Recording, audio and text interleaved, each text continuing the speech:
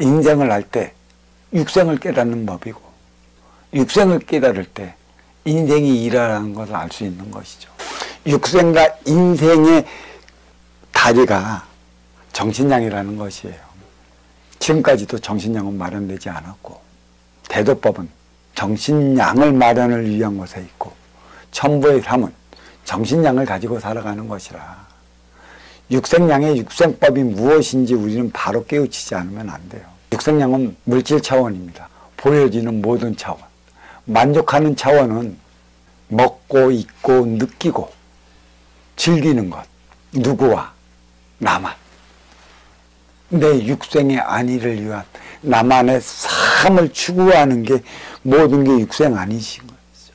너는 필요 없어. 네가 어떻게 되든 나는 내 좋은 것을 해야 돼. 내가 성취하는 것을 이루어야 돼. 이건 이기적인 육생의 차원인 것이고 육생의 가치관이라는 것이에요. 그게 육생량에서 비롯되는 것입니다.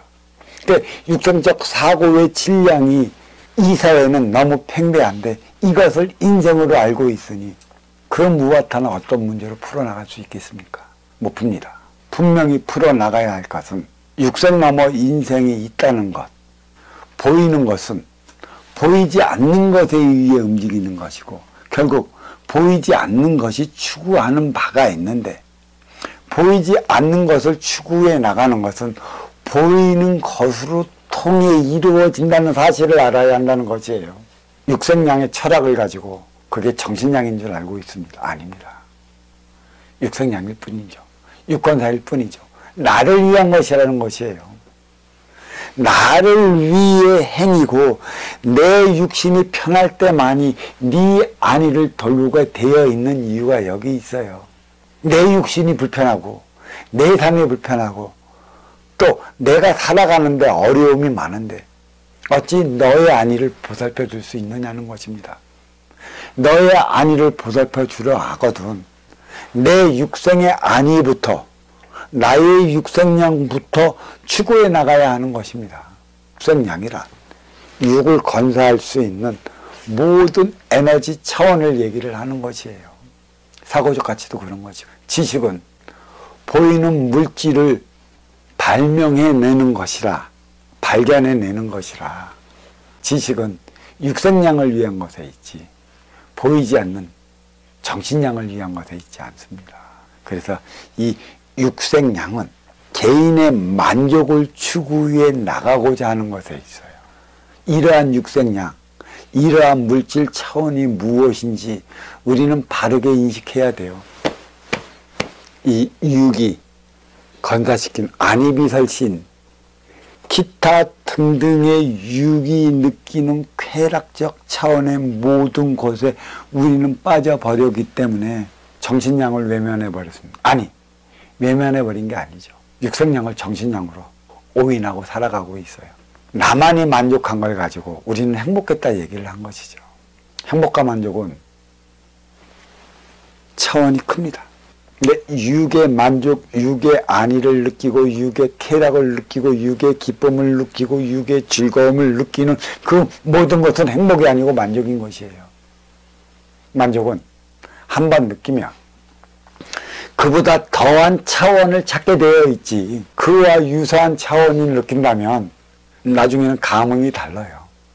계속 그와 같은 일만 벌어진다면 나중에는 몸짓도 안 줘요. 눈짓도 안 준다고. 에게 나중에는 이 소리가 나옵니다. 더한 걸 달라라는 얘기죠. 하지만 행복은 내 앞에 온 너와 하나 되어 살아가는 에너지원이야. 이건 정신량을 통해 만들어지는 것이지. 이거는 만족인 것이야. 내 앞에 온 너와 나의 근기가 다르고 또 너 근기가 다르고 너 근기가 다르고 너 근기가 달라. 저마다 다른 근기에 다른 정신량이 필요한 것이지. 하나 되어 살아간다면 만인이 박수쳐.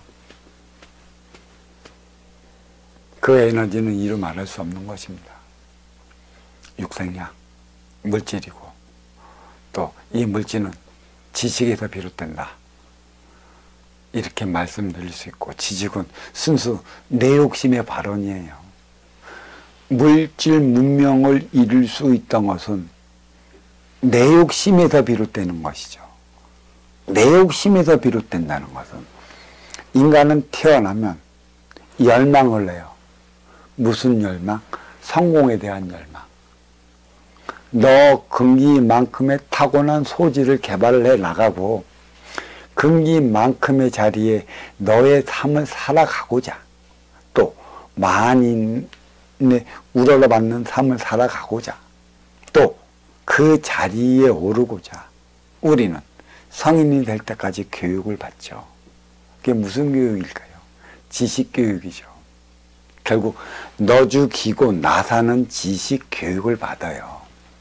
그러면서도 너 죽이고 나 사는 지식교육을 받으면서도 하나 되어 살아가야 한다는 윤리도덕만 부르짖는데 그게 되겠습니까? 왜 우리는 어찌해서 하나 되어 살아가야 하는 이유와 원인을 가르쳐 주지 않는다면 우리는 하나 되어 살아가는 법을 몰라요. 윤리도덕만 부르짖어봤자 내가 당장 육을 건사시킬 수 있는 육색량이 없다면 소기의 경일깁니다. 그러한 육색량을 어느 누구를 통해 우리가 받아야 하는 것일까요? 왜 나는 더 가졌고 왜 나는 덜 가졌을까요? 왜 나는 육생의 기본금을 많이 받고 와야 하는 것이며 나는 왜 육생의 기본금을 적게 받고 와야 하는 것인가? 왜 우리의 사회는 가진 자와 있는 자가 만나야 되는 것일까? 이로운 자와 아쉬운 자가 만나야 하는 것일까? 왜 그러한 만남 속에 우리는 살아가야 하는 것일까?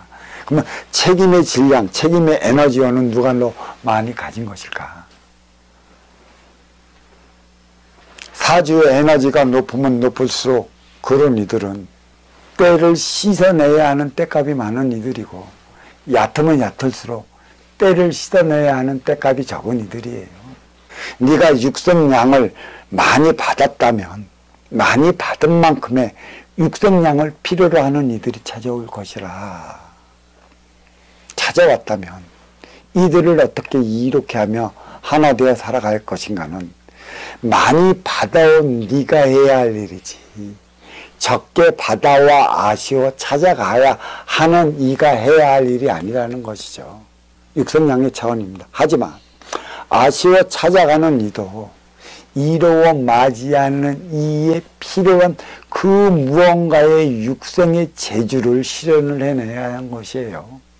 그래야 주고받는 삶의 차원을 살아가는 것이고 이게 바로 육성량입니다. 선천시대까지는 1988년도가 업그레이드 시대라 했기 때문에 그때까지는 우리가 육생물질 문명을 모두 이루어냈습니다. 유권사 차원의 모든 발견할 것은 발견을 하고 또 발명해낼 것은 발명을 했어요. 일환으로서. 이제 앞으로 업그레이드 시대란 이안으로서 발견된 발명한 그것에 인간 생활에 좀 더 편리함을 추구하기 위해 업그레이드 시켜나가는 것밖에는 없어요. 문제는 물질에 물질만을 업그레이드 시켜 나간다면 빈익빈 부익부의 차로서 인간의 삶은 이루 말할 수 없이 험악해질 거라는 사실이죠. 보이는 물질에 보이지 않는 빈물질 차원의 정신량을 부과시켜 나가야 하는 것입니다.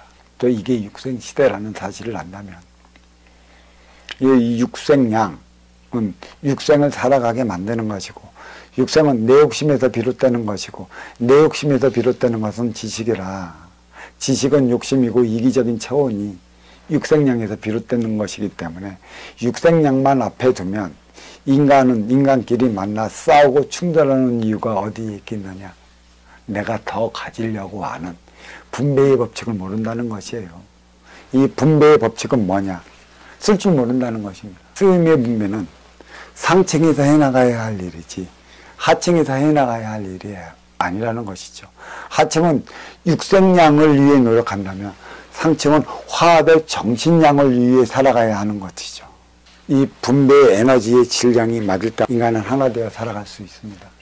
이게 육생량이라 이렇게 정의할 수 있는 것이고 앞으로 이 육생량은 숱한 게 많이 있는데 이렇게 간단, 이렇게 요약하면 육생량의 무엇인지 요것만 알아도 이제는 인생 시대를 공부하는 데 있어 그게 그렇게 어렵지 않을 것이라 이렇게 생각하기 때문에 육생량에 대한 설명은 이쯤에서 마치도록 하겠습니다.